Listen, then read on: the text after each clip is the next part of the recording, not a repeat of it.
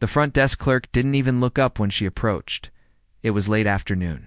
The lobby of the five-star boutique hotel sparkled with golden light streaming through crystal chandeliers. Everything was carefully curated marble floors, polished to perfection, flower arrangements towering with exotic blooms, and soft jazz playing beneath the hum of wealth and entitlement. This was the kind of place where guests arrived in sleek black cars, where staff greeted regulars by name, where appearance more than anything spoke louder than credentials. And Hadia, their soft cotton shawl, well-worn sneakers, and plain beige dress did not look the part.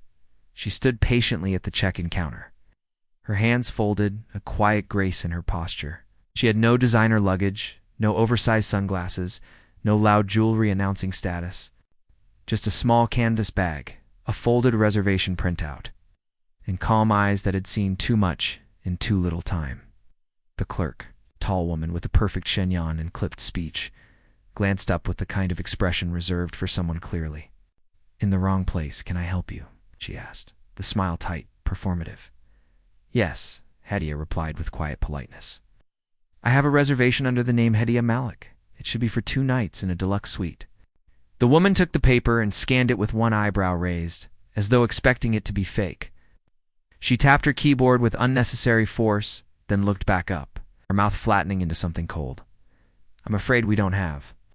"Any record of your reservation?" she said crisply. Ow. "Did you book directly with us?" "Yes. I even got a confirmation email. Yeah. I printed it, just in case." She offered it forward. The clerk glanced at the paper but didn't take it. "Doesn't matter what that says. We're fully booked for the weekend. There's a major event in the ballroom tonight. VIP only. Perhaps you're thinking of a different property," Hadia said, still calm. "This is the one." Behind her, other guests began to trickle in, men in tailored suits, women in high heels, laughing into phones. The clerk's eyes flicked past Hadia, toward them, clearly eager to move on. "I understand it's busy," Hadia continued gently, "but I did book in advance. Perhaps there's been a system error. Could you check again?" The clerk's smile thinned even more. "Ma'am, I really don't have time to argue with walk-ins right now. If you'd like to leave your number, someone might reach out to you tomorrow. But at the moment, there's nothing I can do." She turned slightly, signaling the conversation was over. A man in line behind Hadia cleared his throat impatiently. The clerk perked up instantly. "Welcome, sir," she said brightly. Checking in, Hadia stepped aside slowly, her cheeks flushed, not with shame but quiet disbelief. She looked around at the shining marble, the velvet ropes, the chandeliers. She wasn't angry, not yet, just invisible. She stood there, holding her useless confirmation paper, while guests walked past her like she wasn't even real. But what no one in that lobby knew, what that clerk didn't realize, was that this soft-spoken woman, overlooked and dismissed, was married to the man who owned not only the towering skyscraper next door, but a dozen luxury hotels across the country, and he was on his way outside. The late afternoon sun dipped lower behind the skyline, casting warm gold across the pavement as Hadia stepped away from the front desk, walked calmly toward a quiet corner of the lobby, her fingers still wrapped around the printed confirmation email, now slightly crumpled at the edges. She took a breath, not to steady anger, but to steady memory. She had seen this before, not in this exact hotel, but in boardrooms, in boutiques, in charity galas, where people looked straight through her. Every time, it was the same, her modest clothing, her quiet voice, her refusal to flash symbols of wealth. They made people assume she was less, assume she did not belong. She sat down on one of the plush lobby chairs, far from the main traffic. The same clerk who had dismissed her moments ago now stood beaming at a wealthy couple checking in. The man wore a custom suit, the woman draped in designer silk and laughter.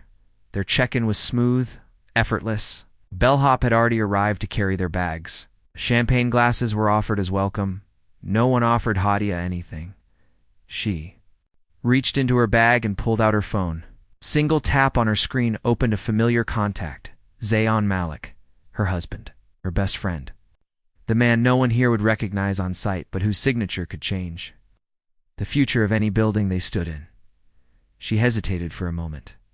He was supposed to arrive later that evening after finishing meetings in Dubai, but the sharp twist in her chest was not about the room anymore. It was about the pattern. It was about how easily people wrote her off.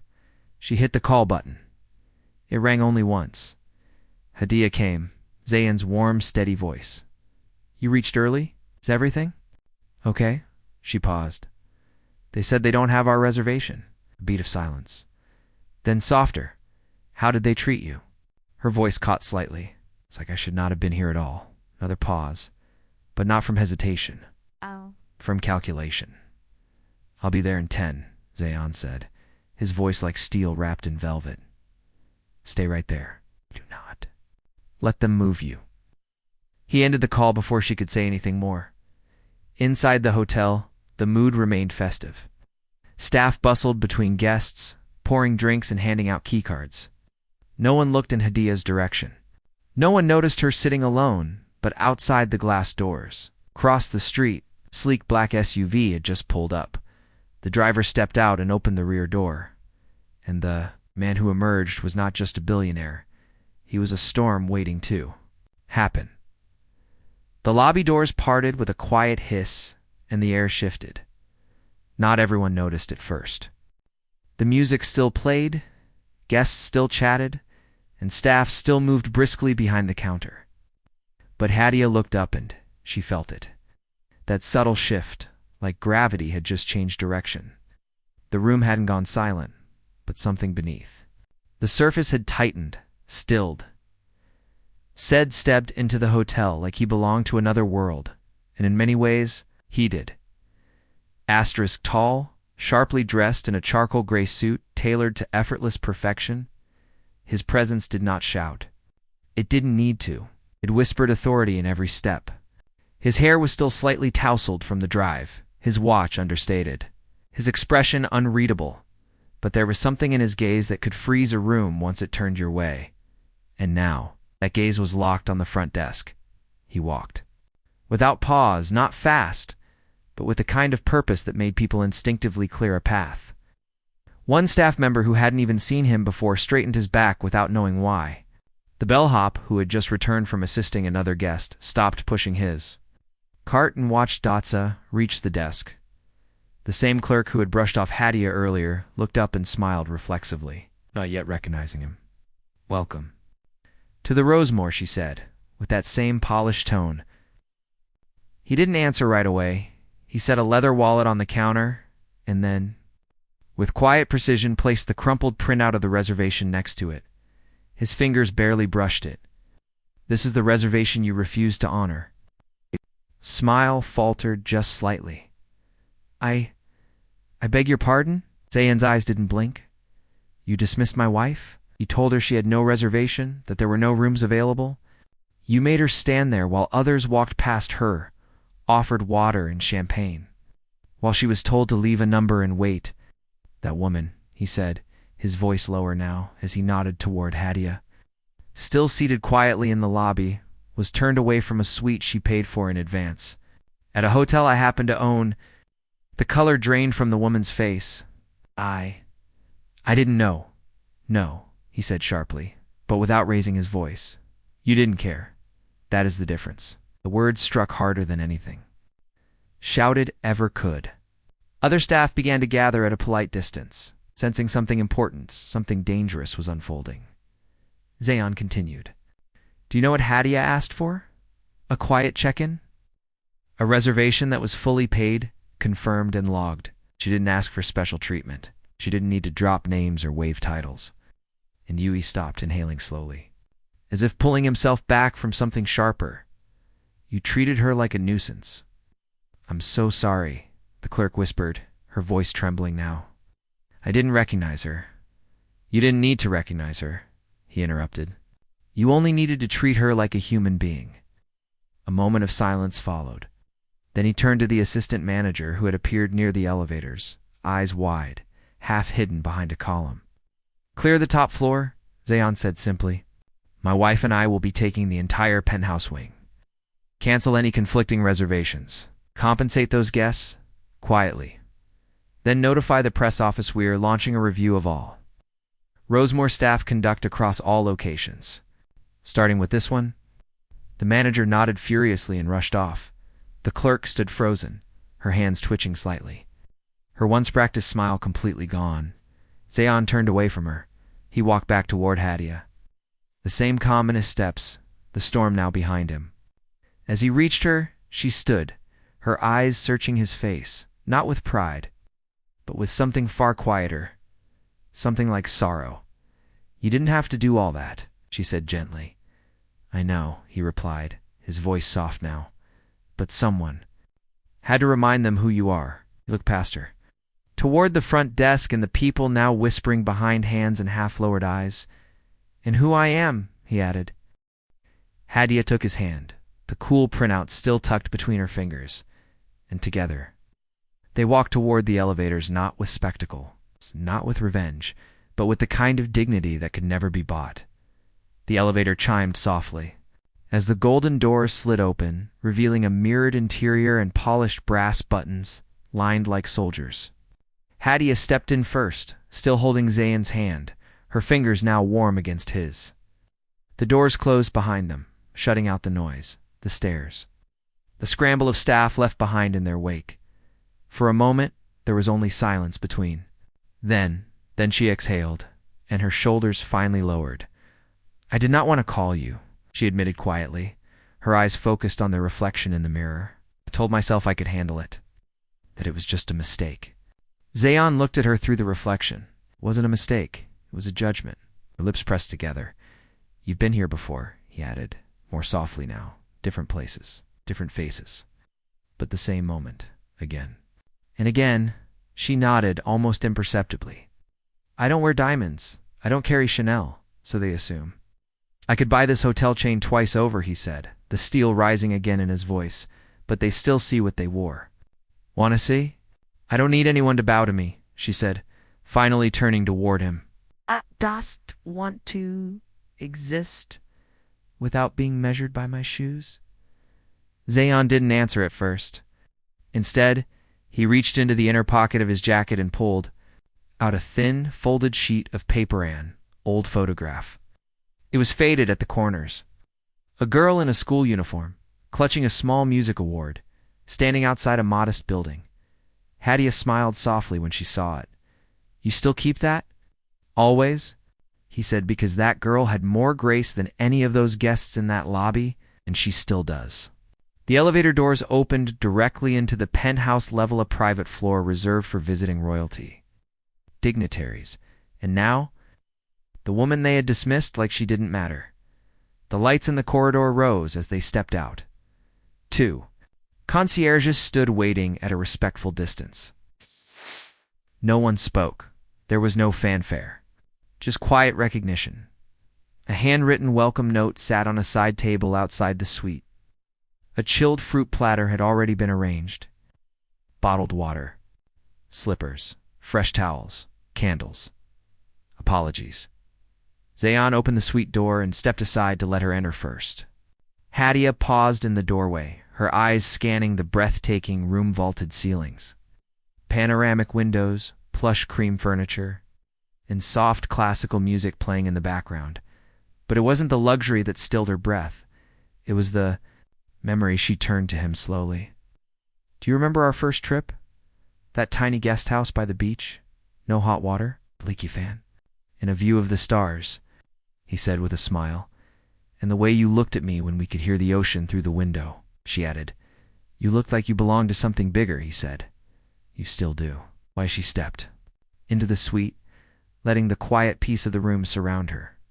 She didn't need revenge. She didn't want a scene. What she had wanted all along was simple: to be treated with decency, to matter without having to prove it. She walked to the window and looked out over the city, its rooftops stretching into the horizon, cars gliding like silent sparks below. Behind her, Zayan removed his jacket and set it over the back of a chair. He walked over to her and stood in the quiet just beside her, close but not touching, giving her space, giving her choice. "Do you want to stay?" he asked softly. Hadia thought for a long moment.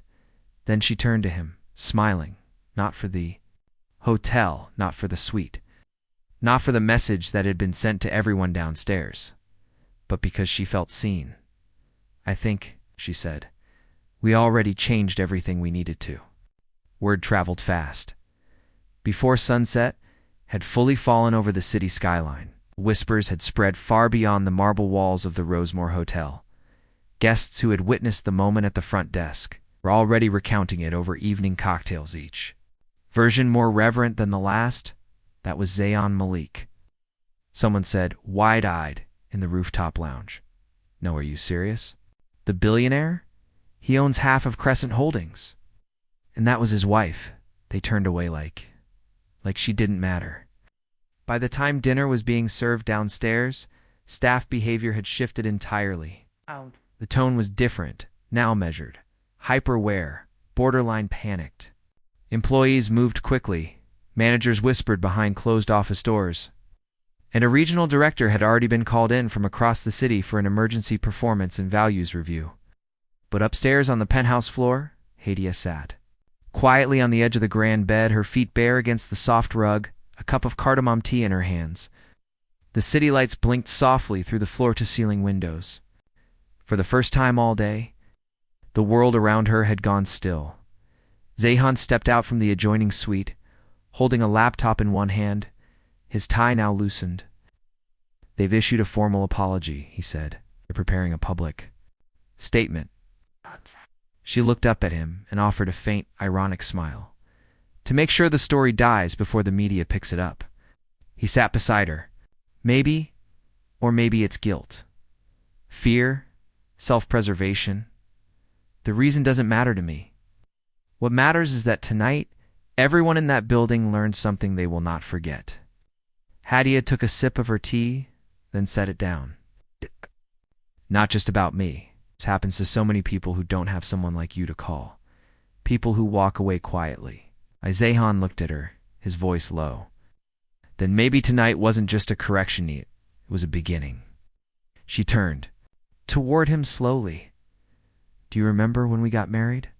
I told you I didn't want to be treated like a trophy. I remember, he said. And I promised you I'd never let the world treat you like anything less than a force. A pause settled between them, soft and heavy. I didn't need a penthouse, she whispered. I just needed someone to listen, to look up, to see me.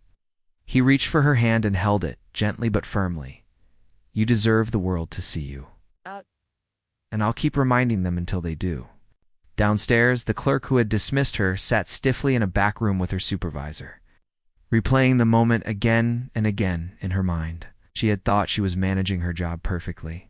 She had smiled, she had spoken politely. But now, hours too late, she realized she had never seen the woman. She had only seen what she expected. Across the lobby, a manager was writing a memo to corporate. The subject line read, Mandatory empathy training for front desk staff. A ripple had begun. But upstairs, Hadia had already let it go. She leaned her head on Zayn's shoulder, letting the quiet of the suite hold her for a while. The world below could chase its apologies and reviews. She didn't need them anymore. She had already reclaimed something far more. It's powerful than a room. She had reclaimed her place, and the world had noticed. A week later, stories surfaced quietly on social media. It wasn't from Zayn. He never made statements. It wasn't from Hadia either. She had no interest in public validation. It came from a guest who had witnessed everything that evening and posted a single photo. A modestly dressed woman standing near the front desk, holding a crumpled reservation paper, with the caption, They denied her a room, until her husband booked the whole hotel, and the way she carried herself. That's what real grace looks like.